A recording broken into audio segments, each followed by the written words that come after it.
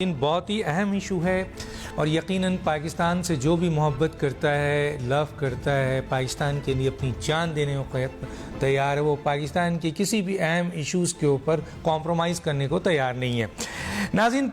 جو 71 سال کی پاکستان کی فورن پالیسی، آج میں ذرا فورن پالیسی کے حوالے سے ایک اہم ایشو کو ڈسکس کرنے جا رہا ہوں، تو یہ 71 سال میں جو تبدیلی نظر نہیں آ رہی تھی، جو اہم ڈسکشن کا حصہ نہیں تھا،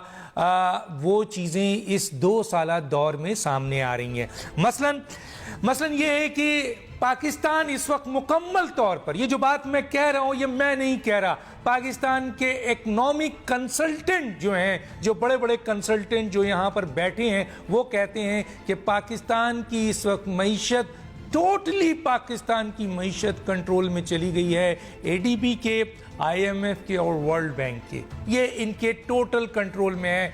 حکومت پاکستان کا اس میں عمل دخل بالکل نہیں ہے، یہ ان کا اسٹیٹمنٹ ہے۔ یہ واقعہ 2 سال کے اندر ہوا ہے، اس سے پہلے ایسے واقعات نہیں تھے۔ اس کے بعد آئیے، آپ نے دیکھا کہ بڑی خوبصورتی سے اور بڑی آسانی سے بھارت کو سلامتی کونسلز میں جو نان پرماننٹ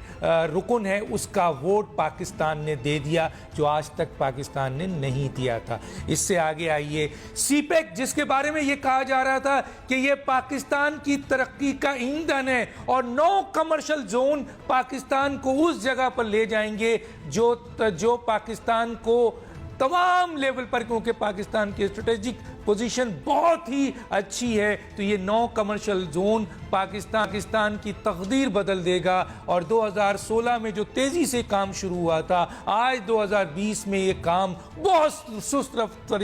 روی کا شکار ہے، اور ایک کمرشل زون بھی جو اطلاع ہے وہ بنایا نہیں گیا ہے۔ تو آپ سمجھ لیجئے کہ سی پیک کا کیا اشر کیا جا رہا ہے۔ اب آگے آئیے، ابھینندن کو چھوڑیے، کلبھوشن کو چھوڑیے، اب کہا یہ جا رہا ہے کہ جی اسرائیل کو تسلیم کیا جائے گا۔ وہ اسرائیل جس کے بن گورین نے، جس کے بارے میں کہا گیا ہے کہ بن گورین نے کہا تھا کہ اگر کسی اسرائیل کو کسی سے خطرہ ہے تو ایک واحد اسلامی ریاست ہے پاکستان، اور اسرائیل یہ چاہے گا کہ اس ریاست کا خاتمہ کر دیا جائے۔ یہ میں نہیں کہہ رہا، یہ بن گورین کہہ رہا ہے، اور اس کا اسٹیٹمنٹ موجود ہے۔ اسی اسرائیل کو تسلیم کرنے کے لیے اب کوشش کی جا رہی ہے، باتیں پھیلائی جا رہی ہیں، اس کے اوپر بہت سے ٹویٹس آ رہے ہیں، حکومت وقت کے بہت اور میڈیا اور دوسری جگہوں سے یہ باتیں لائی جا رہی ہیں کہ کیا اسرائیل کو تسلیم کیا جائے۔ یہ ایک ایشو ہے، یہاں تک پہنچ گئے ہیں۔ اور اس سے بھی زیادہ لوگ یہ کہہ رہے ہیں، جو پاکستان کے اکانومسٹ ہیں، وہ یہ کہتے ہیں کہ ہم خطرے میں گر گئے ہیں۔ ہم خطرے میں کس طرح گر گئے ہیں کہ یہ بین الاقوامی طاقتیں پاکستان کو ایٹمی طاقت دیکھنا ہی نہیں چاہتی، وہ چاہتی ہیں کہ یہ ایٹمی طاقت رول بیک کر دیا جائے۔ اور کیسے رول بیک ہوگا، یہ کس طرح ہوگا؟ صرف ایک طریقہ ہے اور بہت بہترین طریقہ ہے، اور اس سازش کی طرف وہ سازشیں ہو رہی ہیں، ہم اس طرف بڑھ رہے ہیں، ہم دیکھ نہیں رہے ہیں کہ کیا ہو رہا ہے، لیکن ہم اس سازش کا حصہ بن رہے ہیں۔ کون کون لوگ انوالو ہے، یہ تو پاکستان کی عوام کو دیکھنا ہے اور پاکستان کی اسٹیبلشمنٹ کو دیکھنا ہے۔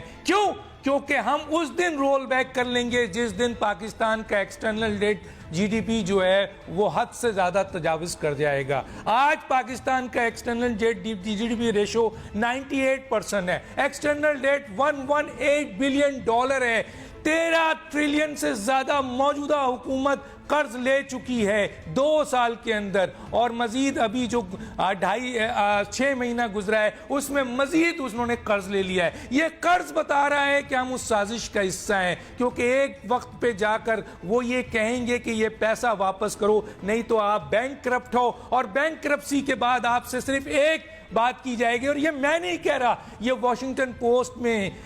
جو ہے یہ چیزیں چھپی ہیں، پاکستان کے اہم لوگوں نے اس پہ لکھا ہے، وہاں کے اکانومسٹ نے لکھا ہے کہ اس وقت آپ سے کہا جائے گا کہ آپ ایٹمی رول بیک کرو، ورنہ آپ جو ہیں وہ آپ کو بینک کرپٹ کر دیا جائے گا۔ اور اس وقت پھر ہم سے یہ کہا جائے گا، جو لوگ اس سازش کا حصہ ہیں کہ جناب پاکستان کو بچانا ہے اس لیے ایٹمی رول بیک کرنا پڑ رہا ہے، یہ جو سازش ہو رہی ہے اور یہ جو قرض لیا جا رہا ہے، یہ قرض جو بڑھایا جا رہا ہے، یہ تیزی سے جو قرض لیا جا رہا ہے، اس کا آخری حد جو ہے یہ ایٹمی رول بیک ہوگا۔ اس ایشو پہ بات کریں